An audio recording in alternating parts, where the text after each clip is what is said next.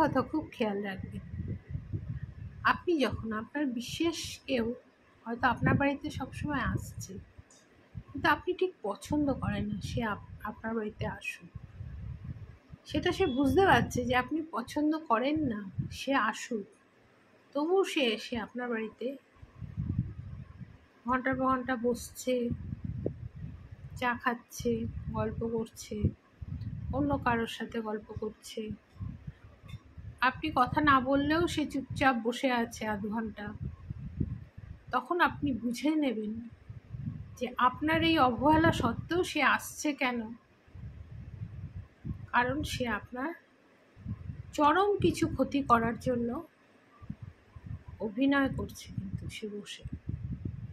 সে কিন্তু বসে থাকছে এবং আপনার সামনে সে অভিনয় করছে, একটাই তার উদ্দেশ্য, আপনার যে সুন্দর জীবনটা আছে, সুন্দর চলছে জীবনটা, সেই জীবনটাতে সাংঘাতিক কিছু দুর্ঘটনা ঘটানোর জন্য সে কিন্তু আপনি না চাওয়া সত্ত্বেও আপনার কাছে, আপনার বাড়িতে, আপনার ঘরে এসে বসে থাকছে চুপচাপ। কতক্ষণ আপনি হয়তো কাজে ব্যস্ত, কিন্তু সে চুপচাপ বসে থাকছে।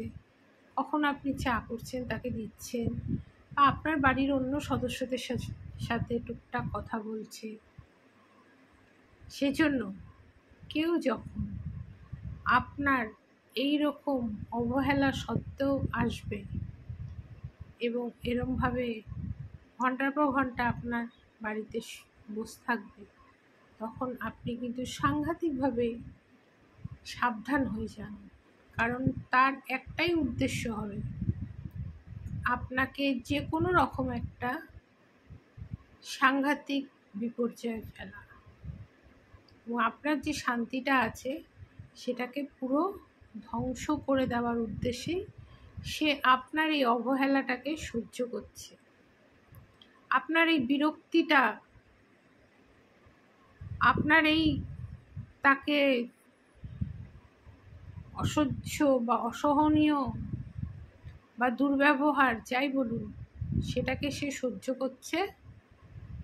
কারণ সে অনেক বড় ছক করছে আপনাকে বিপদে ফেলার।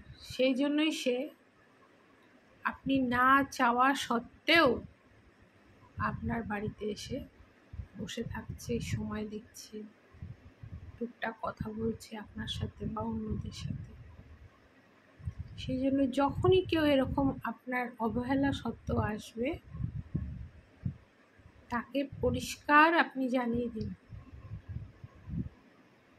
কারণ একটা সময় দেখা যাবে আপনি এই অবহেলা করতে করতে তাকে কখন গ্রহণ করে নেবেন, এবং গ্রহণ করে আপনি আপনার অনেক প্রয়োজনীয় কথা তার সাথে শেয়ার করে ফেলবেন, অনেক ঘরের প্রয়োজনীয় জিনিস তাকে বলে ফেলবেন, এবং সে সেটার জন্যই অপেক্ষা করছে। এই অবহেলা সত্ত্বেও কিন্তু সে এসে বসে থাকছে এই একটি কারণে, কখন আপনি সেই অবহেলার থেকে সরে আসবেন এবং তাকে গ্রহণ করে নেবেন ভালো মানুষ বলে।